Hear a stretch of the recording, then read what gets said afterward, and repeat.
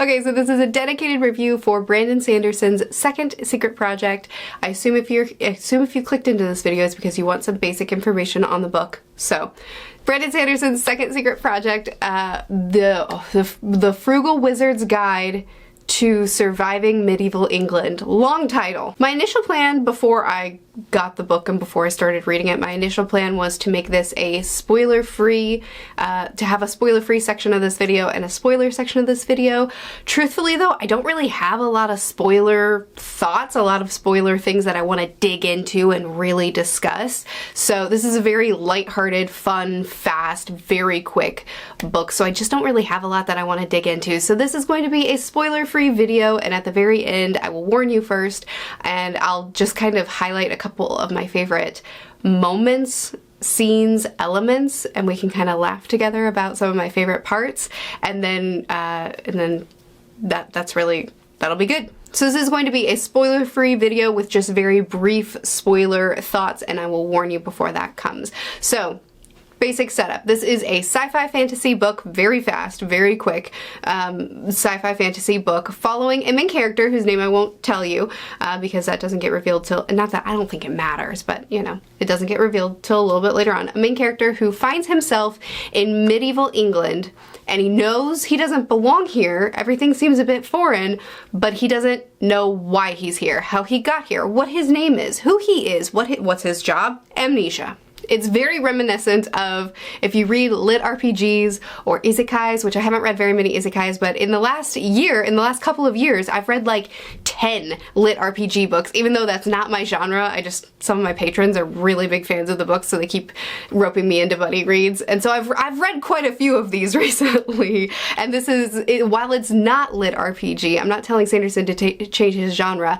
If you do like that style book, you will probably like this book because it's very reminiscent of that style. So anyway, because of the nature of this being you've been moved to a new setting, a new place, you don't know why, you don't know how, you don't know who you are, because of the nature of that, it is a very slow unraveling of what we're going to be doing here, of our characters' personality and past and motivations and all that. So because of that, this is not going to be a plot heavy discussion, which is fine because I don't have a lot to say about this plot. But what I do have something to say about is the world. So as I said, this is medieval England, specifically when the Norse Vikings were around, so it's an interesting time, an interesting part of medieval England, but we also have a very modern, in fact futuristic bent to it with our main character because he's not from here. And basic plot line,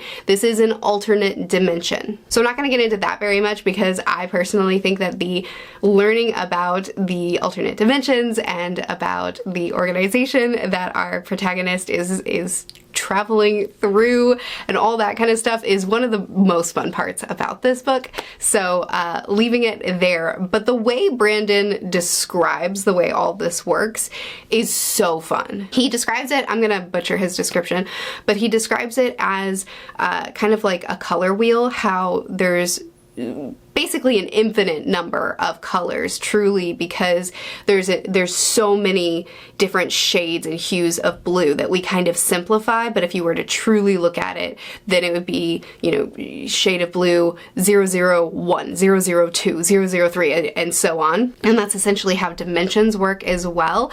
The only difference is that these different dimensions are going to be slightly altered because it's not the true medieval England, it's medieval England, but a different version of it. So maybe the names are going to be a little bit different. Maybe the way that they swear will be a little bit different. You know, all these little just minor shifts. And it's really fun because he took this kind of complex idea and he simplified it by comparing it to the way color works and made it so easy to wrap your brain around and so fun to explore. And he added this element with this agency, with this the thing that allows him to dimension hop is so fun. He added such a quirky, silly, fun bent to it. A lot of people say that the humor in this novel is very distinctly Sanderson humor, so if you're not a fan of Sanderson's humor, then you won't like this book. If you are, then you know you may love it, which is true. It is very distinctly Sanderson, but it also, for the first time, I've realized how much Sanderson's personal humor fits into a lit RPG style book, because the humor in this book is very standard lit RPG of what I've read, at least. Stuff like our protagonist bringing modern dialogue in and making it feel fantastical to this world that isn't used to it. So saying like, stop or I'll Nintendo you, like that kind of thing, it fits so well into this style of book, to the point that it's, if another author wrote it, I wouldn't think that's a very Sanderson style humor. I would think, oh yeah, that fits for this genre. Which again, it's not lit RPG, but I'm gonna keep comparing it to that because I really think they're brothers. I think that this novel, if you like that genre, here it is. Even the components of our protagonist trying to sort through problems that would crop up in the story and realizing, oh, medicine. There's no modern medicine here. I can help with that. How do you make that? I don't know, and I don't have Google to help me. Okay, I'll make a fire.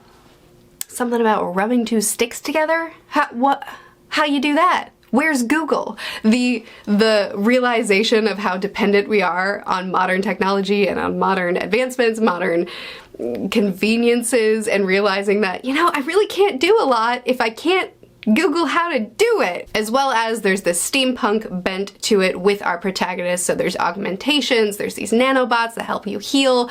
That's kind of more of the sci-fi, well, that's part of the sci-fi element to all this. So anyway, this is called the Frugal Wizard's Guide, and the reason is because our protagonist arrives in this alternate dimension with a guidebook. But unfortunately, the guidebook exploded upon entry, and so pages are everywhere, sections are missing, it's chaotic. So entering this book immediately with this setting and with the being able to read pages from the guidebook, which is just its own kind of chaos, I immediately thought that I was going to love this book, hardcore love this book, because the world is interesting, the way Sanderson is handling these multiple dimensions is very interesting, the guidebook is silly, it's goofy, and it's fun. And as someone who has recently fallen in love with satire fiction, with absurdist humor, someone who recently has discovered her love for One Piece, The Hitchhiker's Guide to the Galaxy, Discworld, these three are some of my favorite series of all time. As soon as I entered this, I thought, oh, this is it. This is my time. This is my age of satire Sanderson. And truthfully, the guidebook entries that we got to read are my favorite part of this novel. I think. One of my top favorite parts of this novel are the entry pieces. It's always so silly, frequently asked questions. These frequently asked questions that keep coming up, and the answers that we get were absurd. They were silly. They were goofy. It's not Hitchhikers or Discworld level satire, but it was lovely. Another of my favorite elements of this book is the little doodles in the margins. Now listen, the audiobook was good, okay? I listened to the audiobook too. It was great. If you listen to it, I'm happy for you. Please go through and just scroll the ebook if you didn't read it on E, because there are doodles in the margins, little sketches that tell their own separate story that's different from this one. And if you read them all, if you gaze upon each as they come about, then there's a whole new story told. And I'm gonna be honest with you, I liked this one better than the main one. I was far more invested in this plot than the other. These doodles were a delight, and I strongly recommend checking them out. Okay, I've spent a good amount of time talking about the basic setup and what I liked. Now let's talk about the negatives, because there were plenty of those too. One being what I just mentioned, the plot of this story just really didn't do anything for me. I don't think the plot was really anything that was stand out. I don't think that the plot really did anything to wow me or to make me go, this is such a unique take. It really just felt, I feel very neutral about everything that happened. And I really feel the same way about how everything resolved. Things did come together, different elements to the world and different things that were seeds that were planted early on did come together as you would expect from a Sanderson novel, but the way it all wrapped up at the end, it was very fast and clean and simple. And the ending just felt like so abrupt and so there and done. Same with the characters. Our main character from the beginning, where he didn't even know who he was, to his slow realizing who he is, to finally being assured of who he is, who he wants to be, how he's changed and grown on this journey. I never cared about him. Same for the side characters. I never cared about any of the side characters. I didn't dislike them. I didn't want them all to die, but I just was never invested in anyone in the story. Same with the villain. I thought the villain was pretty underwhelming. So generally, as someone who's far less of a plot reader and far more of a character reader, that definitely hindered my enjoyment, because while I can read and enjoy books where I'm not invested in characters, I just genuinely didn't care about them or the plot. So really, with me not being that invested in the plot or the characters, I really feel pretty middle of the road about the main core piece of the story. Now, with the FAQs and the disclaimers and all of the added stuff, the doodles in the margins, all this added stuff, those are the parts that I really enjoyed. The main core story and characters, I really just wasn't very invested in, wasn't wowed by. It's not something that's super memorable to me. It's those added things that are really memorable to me. So for me, this is one of my least favorite Sanderson books that I've read. I still enjoyed it. I'm not down on it. I don't feel negatively about it. I still enjoyed myself, but I don't have strong feelings about the story as a whole. I do have strong feelings about the FAQs and the doodles and the disclaimers. But about the main core story, I don't feel a lot about. That being said, I am currently reading several heavier stories. I just finished Dawn by Octavia E. Butler, and now I'm reading a nonfiction pirate story and Malazan, book 5. So I'm reading a lot of more intense stories right now, and this secret project actually dropped while I was on a hiking weekend. So being able to go on hikes and then come back to the cabin and read this very lighthearted, fun adventure worked out great for me. But if it were any longer, I'd probably be pretty down on it. It was the right length for the kind of story that it was for me. I've watched several reviews on this, the ones that have come out so far, and several people have said that they don't want to compare the two secret projects that have come out so far. I'm going to do that because I think that is reasonable. All 4 of these secret projects were written in isolation. They were written when Sanderson, this was a way of him dealing with stress. It was a way of him handling his spare time, and they were something for him and for his wife to just enjoy. So all 4 of these projects have that in common, and I think it's fine for us to talk about them together. So I'm going to compare them. Tress, both of these books, both Tress and Frugal Wizard's Guide, are lighthearted, fun adventures. They're both departures from what Sanderson usually delivers to us, and they're both very light and fun. To me, Tress was for me, and my taste and my preferences, Tress was far more successful in that. I found Tress to be a more compelling protagonist. I found her side characters to each have their own individual stories and arcs and personalities that were very unique and fun, and they were easy to attach to.